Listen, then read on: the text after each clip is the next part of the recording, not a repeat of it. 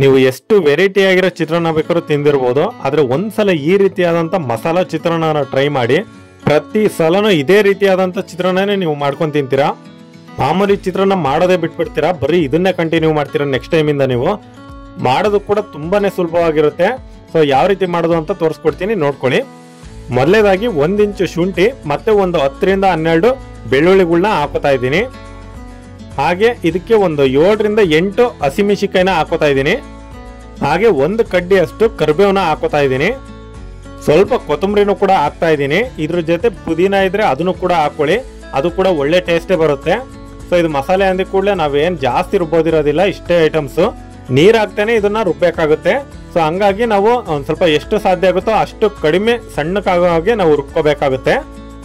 ಬಳಸೋ ಹಂಗಿದ್ರೆ ಜಸ್ಟ್ ಒಂದು ಅರ್ಧ ಟೀ ಲೋಟದಷ್ಟು ನೀವು ನೀರನ್ನು ಬಳಸ್ಬೋದು. ಈಗ ಒಂದು ಬಾಣಲಿಗೆ 2 ಸ್ಪೂನು ಎಣ್ಣೆನ ಬಿಟ್ಕೋತಾ ಇದ್ದೀನಿ. ಹಾಗೆ ಒಂದು ಸ್ವಲ್ಪ ಶೇಂಗಾನ ಹಾಕ್ತಾ ಇದ್ದೀನಿ. ಶೇಂಗಾ ಲವರ್ಸ್ ಏನಾರು ಆಗಿದ್ರೆ ಒಂದು ಸ್ವಲ್ಪ ಶೇಂಗಾ ಜಾಸ್ತಿನೇ ಹಾಕೊಳ್ಳಿ. ಶೇಂಗಾನ ಫ್ರೈ ಮಾಡ್ಕೋತಾನೆ. ಅದಕ್ಕೆ ಒಂದು 3 ಚಿಟಿಕೆ ಅಷ್ಟು ಸಾಸಿವೆ, 1 ಸ್ಪೂನು ಉದ್ದಿನ ಬೇಳೆ, ಹಾಗೆ 1 ಸ್ಪೂನು ಕಡಲೆಬೇಳೆ, ಇದಿಷ್ಟನ್ನ ಹಾಕ್ಬಿಟ್ಟು ಒಂದು ಸ್ವಲ್ಪ ಮಟ್ಟಿಗೆ ಫ್ರೈ ಮಾಡ್ಕೋಣ. ಈಗ 2 ಈರುಳ್ಳಿ ಫುಲ್ ಸಣ್ಣದಾಗಿ ಹೆಚ್ಚಿದ್ದೀನಿ, ಹಾಕ್ಬಿಟ್ಟು ನಾವು ಚೆನ್ನಾಗಿ ಫ್ರೈ ಮಾಡ್ಕೋಬೇಕಾಗುತ್ತೆ. ಫ್ರೈ ಮಾಡ್ಕೋತಾನೆ. ಅದಕ್ಕೆ 1 ಕಡ್ಡಿ ಅಷ್ಟು ನಾನು ಮತ್ತೆ ಕರಿಬೇವನ್ನ ಹಾಕ್ತಾ ಇದ್ದೀನಿ. ಹಾಕ್ಬಿಟ್ಟು ಅದ್ರ ಜೊತೆನಲ್ಲೇ ಫ್ರೈ ಮಾಡ್ಕೋಣ. ಹಾಗೆ ಅದ್ರ ಜೊತೆ ಒಂದು 1/4 ಚಮಚ ಅಷ್ಟು ಅರಿಶಿನ ಪುಡಿನ ಹಾಕ್ಬಿಟ್ಟು ಮಿಕ್ಸ್ ಮಾಡ್ತಾ ಇದ್ದೀನಿ. ಸೊ ಕಲರ್ ಒಳ್ಳೆ ಚೆನ್ನಾಗಿ ಬರುತ್ತೆ. ಈರುಳ್ಳಿ ಎಲ್ಲ ಚೆನ್ನಾಗಿ ಫ್ರೈ ಆಗಿದೆ. ಇವಾಗ ನಾವು ರುಬ್ಬಿಟ್ಟಿರೋ ಅಂತ ಮಸಾಲೆ ಏನಿರುತ್ತೋ ಅದನ್ನ ಹಾಕ್ಬಿಟ್ಟು ನಾವು ಚೆನ್ನಾಗಿ ಒಗ್ಗರಣೆ ಜೊತೆ ಮಿಕ್ಸ್ ಮಾಡಬೇಕಾಗುತ್ತೆ. ಈ ಒಗ್ಗರಣೆ ಜೊತೆಗೇನೆ ರುಚಿಗೆ ಬೇಕಾದಷ್ಟು ಉಪ್ಪು ಒಂದು ಅರ್ಧ ಚಮಚ ಹಾಕ್ತಾ ಇದ್ದೀನಿ. ಈಗ ಮಸಾಲೆ ಎಲ್ಲ ಒಂದು ಸ್ವಲ್ಪ ಬೇಯೋವರೆಗೂ ನಾವು ಚೆನ್ನಾಗಿ ಫ್ರೈ ಮಾಡ್ಕೋಣ. ಈ ಒಗ್ಗರಣೆಗೆ ಲಾಸ್ಟ್ ಐಟಮ್ಮು ಕೊಬ್ಬರಿ ತುರಿನ ಹಾಕ್ತಾ ಇದ್ದೀನಿ. ಅದು ಕೂಡ 1 ಕಪ್ ಅಷ್ಟು, ಅಂದ್ರೆ 1 ಇಡಿ ಅಷ್ಟು ಹಾಕ್ತಾ ಇದ್ದೀನಿ. ಸೊ ಇದಿಷ್ಟನ್ನ ಹಾಕ್ಬಿಟ್ಟು ಒಂದು ಸ್ವಲ್ಪ ಕೊಬ್ಬರಿ ಎಲ್ಲ ಫ್ರೈ ಆಗೋವರೆಗೂ ನೀಟಾಗಿ ಮಿಕ್ಸ್ ಮಾಡಿಬಿಟ್ರೆ ಇಲ್ಲಿಗೆ ಒಗ್ಗರಣೆ ರೆಡಿ ಆಯ್ತು ಅಂತಾನೆ. ಇದ್ರ ಮೇಲೆ ಏನು ಹಾಕೋದು ಇಲ್ಲ. ಹಾಗೆ ಖಾರ ಪುಡಿ ಏನು ಬಳಸೋ ಅವಶ್ಯಕತೆ ಇರೋದಿಲ್ಲ, ಯಾಕಂದ್ರೆ ಮೆಣಸಿನಕಾಯಿನೇ ನಾವು ಜಾಸ್ತಿ ಹಾಕೊಂಡಿದೀವಿ. ಈಗ ನಾವು ಎಷ್ಟು ಬೇಕೋ ಅನ್ನ ನಾವು ನೋಡ್ಕೊಂಡು ಹಾಕ್ಬೇಕಾಗುತ್ತೆ ಒಗ್ಗರಣೆ ಜೊತೆಗೆ. ಸೊ ಇವಾಗ ಅನ್ನನ ಹಾಕಿದೀನಿ. ಸ್ವಲ್ಪ ಉದುರಾಗಿದ್ರೆ ಚೆನ್ನಾಗಿದ್ದಕ್ಕೆ ಮಿಕ್ಸ್ ಮಾಡ್ಲಿಕ್ಕೆ. ಚಿತ್ರಾನ್ನ ಕಲಸೋದು ಕೂಡ ಒಂದು ಕಲೆ, ನಾನು ಅದನ್ನ ಹೆಂಗೆ ಅಂತ ಹೇಳ್ಕೊಡ್ತೀನಿ ನೋಡಿ.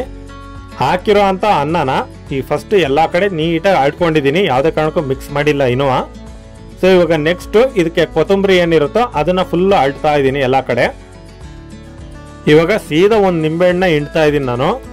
ಸೊ ಈಗ ನಿಂಬೆಹಣ್ಣು ಹಿಂಡಿದ್ರಿ ಅಂದ್ರೆ ಇದೇ ಹುಳಿ ಸಾಕು, ಇನ್ನು ಹುಣಸೆಹಣ್ಣು ಹುಳಿ ಅದೇನೋ ಹಾಕೋದ್ ಬೇಕಾಗಿಲ್ಲ. ಇದೆಲ್ಲ ಕಂಪ್ಲೀಟ್ ಆದ್ಮೇಲೆ ಅಡಿಯಿಂದ ಮುಡಿವರೆಗೂ ನೀಟಾಗಿ ನಾವು ಮಿಕ್ಸ್ ಮಾಡ್ತಾ ಹೋಗ್ಬೇಕು. ತೋರಿಸ್ತಾ ಇದೀನಿ ನೋಡಿ.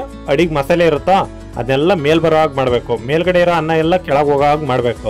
ಸೊ ಇಷ್ಟೇ ಇದು. ಈ ರೀತಿ ಮಾಡ್ಕೊಂತ ಇದ್ರಿ ಅಂತಂದ್ರೆ ಬೇಗನೆ ಮಿಕ್ಸ್ ಆಗುತ್ತೆ, ಚೆನ್ನಾಗಿ ಮಿಕ್ಸ್ ಆಗುತ್ತೆ. ಅನ್ನನೂ ಕೂಡ ಮೆತ್ತಗಾಗೋದಿಲ್ಲ, ಇನ್ನು ಉದುರಾಗಿ ಚೆನ್ನಾಗಿ ಮಿಕ್ಸ್ ಆಗುತ್ತೆ ಅದು. ಇವಾಗ ಕಂಪ್ಲೀಟ್ ಚಿತ್ರಾನ್ನ ರೆಡಿ ಆಯ್ತು, ಮಸಾಲಾ ಚಿತ್ರಾನ್ನ. ಸೊ ಇವಾಗ ಏನಿಲ್ಲ, ಪ್ಲೇಟಿಗೆ ಹಾಕಿ ಬಾರಿಸೋದು ಅಷ್ಟೇ ಬಾಕಿ. ಈ ಚಿತ್ರಾನ್ನದ ಫ್ಲೇವರ್ ಹೆಂಗಿದೆ ಅಂದ್ರೆ ಬಾಣ್ಲಿನಲ್ಲೇ ತಕೊಂಡ್ ತಿನ್ನೋಣ ಅನಿಸ್ತೈತೆ, ಅಷ್ಟು ರುಚಿಯಾಗಿರುತ್ತೆ ಮಾತ್ರ. ಸೊ ಯಾವುದೇ ಕಾರಣಕ್ಕೂ ಮಿಸ್ ಮಾಡ್ಕೋಬೇಡಿ. ಒಂದ್ಸಲನಾರು ಇದನ್ನ ಟ್ರೈ ಮಾಡಿ, ಫಿಕ್ಸ್ ಅದನ್ನೇ ಮಾಡ್ತೀರಿ ನೀವು ನೆಕ್ಸ್ಟ್ ಟೈಮಿಂದ, ನಾನು ಗ್ಯಾರಂಟಿ ಕೊಡ್ತೀನಿ. ಅಷ್ಟು ರುಚಿಯಾಗಿರುತ್ತೆ. ಈ ವಿಡಿಯೋ ರೆಸಿಪಿ ನಿಮಗೆಲ್ಲ ಇಷ್ಟ ಆಗಿದ್ರೆ ನನ್ನ ಚಾನಲ್ಗೆ ಸಬ್ಸ್ಕ್ರೈಬ್ ಆಗಿ, ಹಾಗೆ ನನ್ನ ಪ್ರತಿ ವಿಡಿಯೋಸ್ನು ಕೂಡ ನೋಡಿ.